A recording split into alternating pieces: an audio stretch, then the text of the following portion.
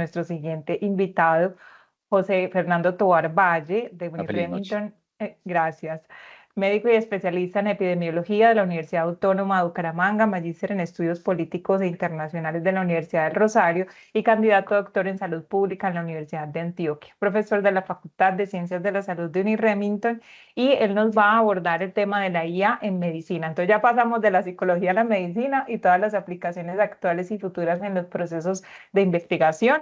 Quiero expresarle aquí mis excusas que nos hemos pasado. Ustedes saben que estas jornadas académicas a veces se nos van corriendo aquí los horarios, pero lo más importante es tener la calidad en la información y para eso estamos aquí en este congreso. Entonces, bienvenido y excúsame, José, si me tomé unos minuticos de más para que puedas también iniciar entonces tu intervención. Y No, recuerdo entonces 25 minutos y voy a estar aquí con el reloj para recordarte los tiempos. vale, muchas gracias. Primero que todo, sí, gracias por la invitación. Y sí, mi nombre es José Tovar. Hoy quiero hablarles un poco sobre inteligencia artificial en medicina. Sé que durante toda esta jornada han hablado de muchos conceptos, digamos que fundamentales de lo que estamos trabajando. Quiero resaltar primero que no soy ingeniero, no me dedico a la programación, soy médico, tengo interés en estas temáticas y me dedico es a investigar como profesor aquí en Uniremington y elaboro contenido divulgativo sobre inteligencia artificial y salud a través de una iniciativa que se llama Outliers. Básicamente, nosotros tenemos un gran abanico de lo que llamamos inteligencia artificial y en sus contenidos, lo que viene a ser el machine learning y el deep learning, que es más o menos de lo que de pronto quiero hablarles un poco y la aplicación que tienen algunas de estas tecnologías en salud. Específicamente esto que conocemos como deep learning. Deep learning o el aprendizaje profundo es ese campo, subcampo que tiene el machine learning que utiliza un concepto que es el concepto de redes neuronales artificiales. ¿Para qué? Para entender patrones complejos de grandes cantidades de datos, datos que usamos nosotros, por ejemplo, en el sector salud. Entonces la máquina puede aprender por cuenta propia y dar soluciones a ciertos problemas complejos. Nosotros tradicionalmente desde el enfoque desde la epidemiología, nosotros utilizamos ejercicios de modelación tradicional a través de los conceptos y desarrollos desde la estadística. ¿Y cómo es eso? Hacemos modelos predictivos desde la epidemiología, es decir, predecir un resultado en salud basándonos en unas variables independientes. Tenemos modelos también conocidos como modelos explicativos, es decir, medir la magnitud o el efecto que tiene un tratamiento y la fuerza de asociación entre cada variable independiente y esa variable dependiente, y ambos dependen de qué, de ciertas condiciones, de ciertos supuestos con respecto a los datos. Entonces, digamos que lo que nos plantean tecnologías como es el machine learning, que es ese subconjunto de técnicas que utilizamos dentro de lo que conocemos como inteligencia artificial, implican nuevos procesos que se nutren de lo estadístico, pero que en esta ocasión, por ejemplo, a través de elementos como son los elementos computacionales, podemos procesar grandes e inmensas cantidades de datos. Y aquí es donde aparece un problema. ¿Y cuál es el problema? Para muchos es un proceso opaco, es una caja negra, dicen algunos. ¿Por qué? Porque muchas veces los resultados de esas asociaciones específicas que encontramos en los modelos, no siempre tenemos la capacidad de dar cuenta de por qué el modelo eligió específicamente X o Y resultado. Y para nosotros en ciencias de la salud y, por ejemplo, en epidemiología, a veces es muy importante tener presente cuáles son los motivos causales. ¿Por qué es importante saber de Machine Learning en epidemiología? La maldición de la dimensionalidad, decía Richard Bellman en 1956. Mientras más variables yo tenga para un análisis, más difícil es interpretar y entender claramente qué relaciones hay entre estas variables y necesitaría una cantidad casi exponencial, mayor de qué, mayor de datos, para obtener unos resultados que sean confiables para mí como investigador. Entonces, claro, el resultado donde están esos datos se vuelve tan grande y disperso que muchas técnicas estadísticas tradicionales dejan de funcionar bien, ¿no? Ya que la información que es útil se diluye en este espacio inmenso. Una cosa que quería mencionar y que ustedes pueden encontrar en algunas publicaciones es que existe una terminología que es propia o que trabaja el Machine Learning desde las ciencias computacionales y que dentro de las ciencias de la salud como la epidemiología tenemos similitudes, ¿sí? O sea, tenemos ejemplos que dan cuenta de eso. Por ejemplo, en Machine Learning se usan expresiones como label, como clase, y eso da cuenta, por ejemplo, en bioestadística o epidemiología como variables dependientes, variables de respuesta, variables por ejemplo, feature, que también se trabaja en Machine Learning, que da cuenta, por ejemplo, de variables independientes o variables predictoras. Se usa mucho, por ejemplo, en Machine Learning la expresión de matriz de confusión.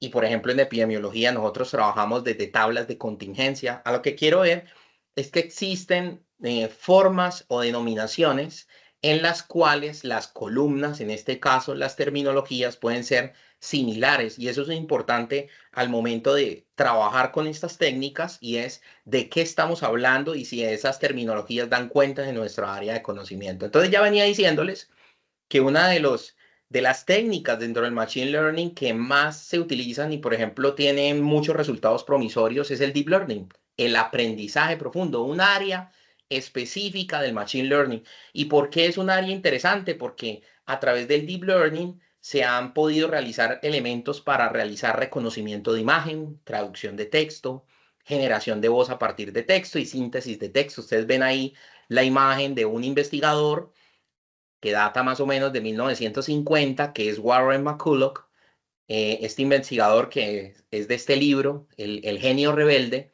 y es que Warren McCulloch diseñó o fue uno de los autores de un concepto que se llama el concepto de la neurona artificial, que ya vamos a hablar un poco sobre eso y que da cuenta de esto que llamamos Deep Learning. Cuando hablamos de Deep Learning, hablamos de una colección de métodos basados en esto del Machine Learning, donde utilizamos un paradigma y es el paradigma de las redes neuronales artificiales, que es la imagen que ustedes están viendo ahí de una página, que es la página de Playground, donde ustedes pueden hacer juegos sobre construcciones de esas redes neuronales, donde hay una serie de inputs, unas entradas, unas variables que ingresan a estos modelos que vamos a trabajar para finalmente obtener unos outputs que son unos resultados a partir de esto. Y ya vamos a hablar un poco de eso. O sea, que cuando yo digo inputs, ¿a qué me refiero con esas entradas?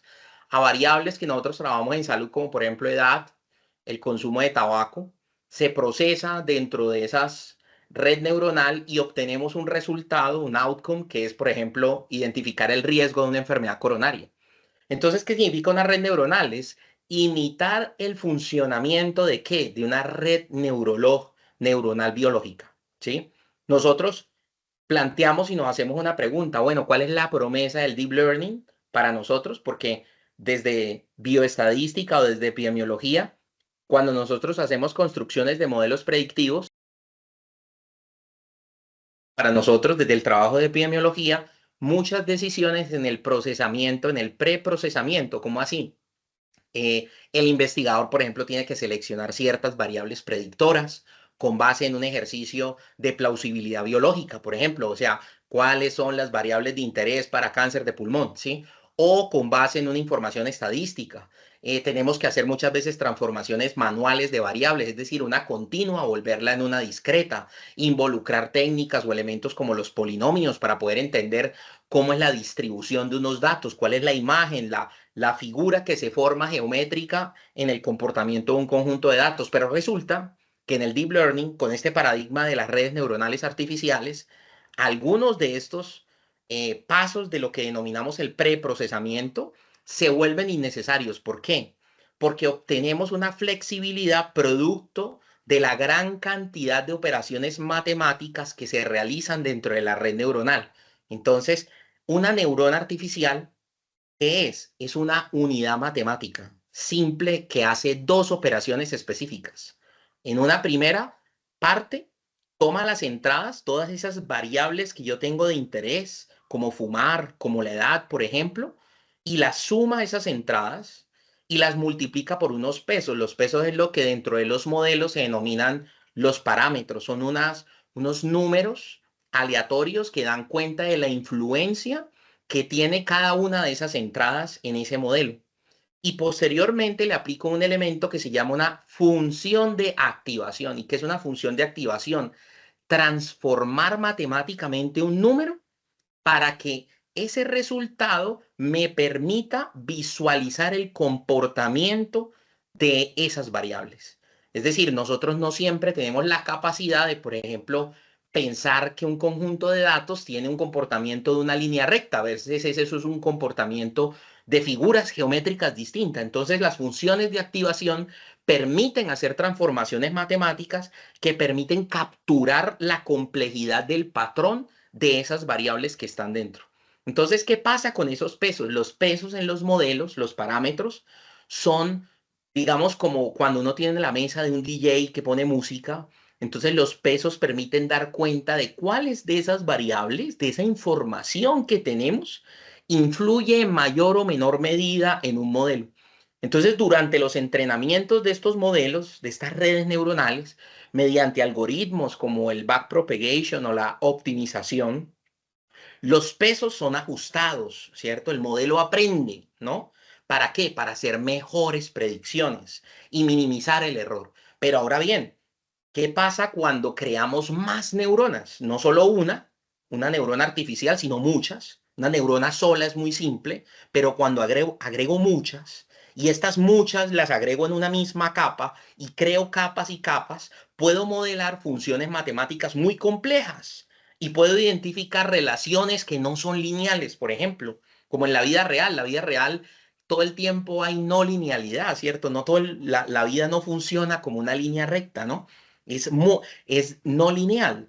Y eso permite identificar esas interacciones entre variables y ver patrones que al ojo no son fáciles de identificar. Entonces, agregar más capas, agregar más neuronas por capa, aumenta la capacidad del modelo de esa red. Y esto es a través de un elemento que se llama el teorema de la aproximación universal. Es decir, una red neuronal, dice el teorema, con suficientes neuronas, con capas, con muchas neuronas, puede aproximar una función matemática continua con la precisión que se quiera. O sea, básicamente, ¿qué significa esto?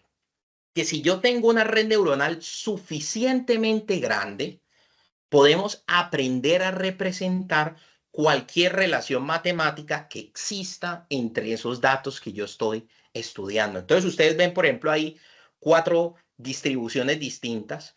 Entonces, claro, una regresión simple, una línea recta, de pronto puede lograr identificar o clasificar los colores que se encuentran allí en el panel A, pero ahora hágalo para diferenciar en el panel D, que es una espiral. Es decir, necesitamos una serie de procedimientos matemáticos que permitan ilustrar la complejidad de la distribución de esos datos. Entonces, estas funciones de activación que están dentro de estas redes neuronales permiten hacer todos estos procesos, permiten entonces identificar esos patrones complejos y se utilizan dentro de esto de las redes neuronales. Además, estas redes neuronales utilizan una cosa que son los hiperparámetros, que son las decisiones que tomamos para ajustar antes y durante el entrenamiento de estos modelos que nosotros tenemos.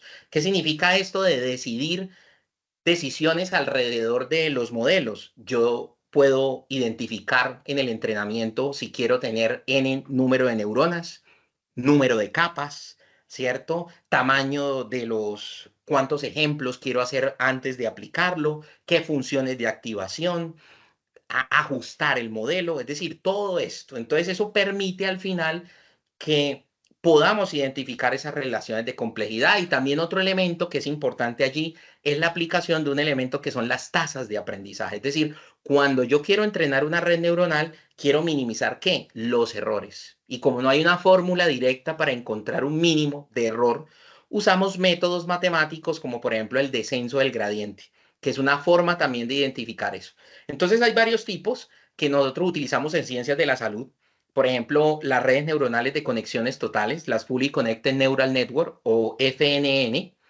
Estas redes neuronales básicamente lo que hace es que cada neurona de una capa está conectada con las demás neuronas de la capa anterior, ¿cierto? Es decir, cada neurona recibe la información de salida de la capa anterior de neuronas, calcula, hace esos procesos matemáticos de sumas ponderadas, aplica esas funciones de activación, esas transformaciones matemáticas para identificar patrones complejos y envía el resultado a las siguientes neuronas de la siguiente capa, ¿sí? Por ejemplo, dedicado, por ejemplo, al cuidado paliativo y lo que nosotros encontramos en unos datos de 221.284 pacientes con 13.654 variables y una división de los datos entre un 80% para entrenamiento, 10% para validación de modelo y 10% para prueba, con una arquitectura de este tipo de FNN, con 18 capas, con 512 neuronas por capas, se encontró en este caso, que el modelo identificaba una de cada 3 muertes que estaban ocurriendo allí y manteniendo que solo ocurriesen uno de cada 10 falsos positivos. Entonces, las FNN son redes básicas, ¿cierto? Neuronales, pero muy potentes. Todas las neuronas de una capa se conectan con la anterior y cada neurona suma, activa y propaga hacia adelante. Entonces, las usamos mucho, por ejemplo, en tareas como predecir eventos médicos, en diagnóstico y en registros clínicos, pero hay otras. Por ejemplo, para imágenes, las redes neuronales convolucionales, las CNN, diseñadas muy como para trabajar sobre imágenes, que también tiene varias capas, una capa convolucional, una capa de pooling o agrupamiento y las capas totalmente conectadas. Y básicamente las redes neuronales convolucionales, ¿qué es? Utilizan una serie de filtros o kernels, ¿cierto? Que básicamente lo que hacen es hacer lectura de imágenes. Eso le permite. ¿Qué es un filtro? Un filtro es una matriz con una serie de cuadros donde hay unos procedimientos matemáticos y lo que hace estos filtros es identificar esos píxeles que tiene una imagen. Entonces, imagínense cuando uno quiere hacer una lectura, por ejemplo, de unas placas de histología o, por ejemplo, para una radiografía, los procesos de convolución, ¿cierto? Esos procesos matemáticos que ocurren, lo que permite es hacer una identificación de qué? De patrones, características en esos números, porque los píxeles son esos conjuntos también de números que dan cuenta de una imagen. Al identificarlo, yo puedo entonces en este caso ver cuáles son esas características que dan cuenta de esa imagen. Luego las capas de neuronas de agrupamiento, de pooling, lo que hacen es reducir esos tamaños, hacer más sencilla esa lectura para que finalmente la capa de lo que denominamos totalmente conectada dé cuenta y diga lo que estamos viendo es un elefante, lo que estamos viendo es un carro, lo que estamos viendo es una neumonía, por ejemplo. Entonces, por ejemplo, en 2017, Esteba y el equipo de trabajo evaluaron una red neural convolucional para clasificar fotografías de lesiones cutáneas. Y el modelo alcanzó un desempeño similar a 21 dermatólogos certificados. Usaron una estructura, una arquitectura que se llamó el Inception V3, ¿cierto? Que es un tipo de red neuronal convolucional. Y se entrenó con qué? Con un repositorio que se llama el ImageNet, por ejemplo. Entonces, esto, por ejemplo, es una publicación que permitió, mediante el uso de redes neuronales convolucionales, identificar lesiones neoplásicas, ¿cierto? Lesiones melanocíticas malignas. Y eso, por ejemplo, fue una aplicación de este tipo de tecnologías. Hay otro tipo de red neuronal, que es la que se conoce como red neuronal recurrente, RNN, que son diseñadas, son redes neuronales donde la secuencia importa. Es decir, ¿dónde importa la secuencia? El lenguaje natural, el orden de las palabras, el reconocimiento de voz, ¿no? El orden de los sonidos, la aparición, por ejemplo, de unos signos o síntomas que pueden llevar un orden y que dan cuenta de un resultado. Entonces, ese es un tipo de arquitectura de redes neuronales que a partir de los inputs y del procesamiento interno que tiene cada una de las capas, el modelo se va refinando y ese aprendizaje hace un feedback para la misma capa, le da hace que el modelo mejore a partir de los resultados que va obteniendo en cada capa. ¿Cuál es el problema de esto? Doctor José, Que, nos faltan 5 minuticos ya para terminar. perfecto. ¿Y qué problemas tiene esto? Que olvidan fácilmente la información que ocurrió varios pasos atrás. Eso hace que las redes neuronales recurrentes no sean muy buenas para secuencias largas.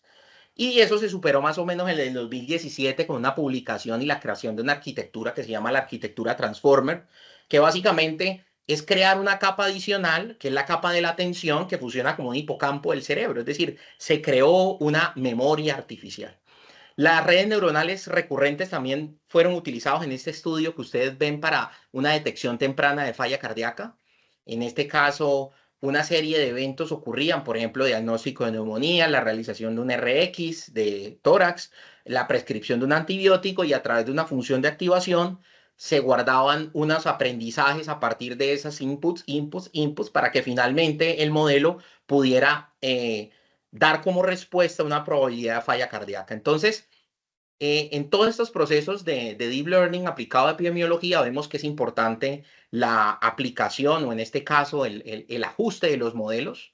Entonces los modelos los ajustamos, uno, dividiendo los datos, no dejando todo en un mismo lado, sino un conjunto para entrenar el modelo, para validarlo y para probarlo, haciendo tuning, que en este caso es decidiendo cuántas neuronas va a tener el modelo, cuántas capas va a tener el modelo, ¿cierto? Y eso se puede realizar a través de estas operaciones matemáticas y a través de la regularización.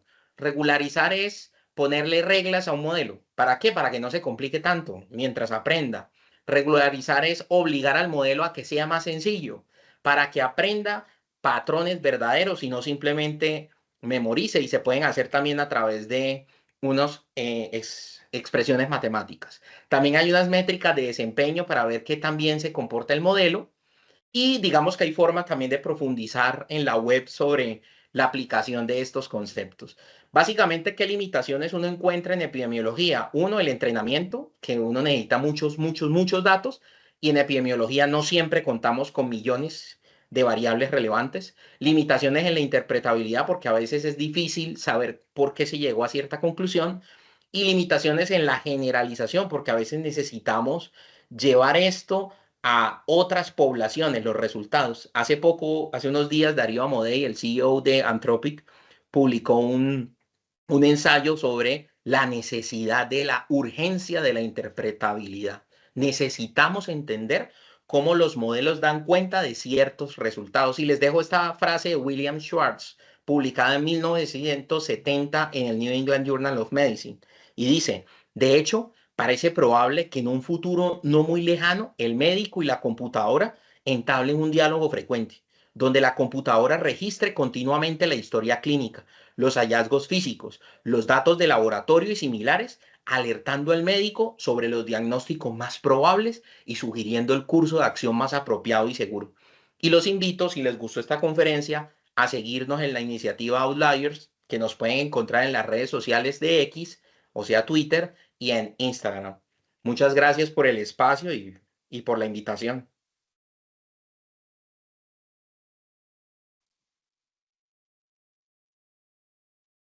Doctor José, muchísimas gracias a usted. Qué rico volverlo a ver por aquí en las pantallas digitales. Aquí lo tenemos cerquita en mi Remington, pero bueno, para nuestros invitados que son de afuera, van a conocer esa experiencia que nos estaban mencionando. Por aquí, no sé si tienen alguna pregunta, nos las hacen saber en el chat y si nos las puedes contestar, doctor, te agradecemos mucho. Gracias. Mira, otra mirada distinta desde la medicina y también todo cómo la inteligencia artificial es un recurso esencial para todo el desarrollo de datos y toda la información, temas para seguir conversando. Ojalá acá en Remington saquemos un espacecito también para nuestros médicos y también todo el personal de salud, que sé que es importante que también vayan teniendo como esa conciencia de los procesos de inteligencia artificial.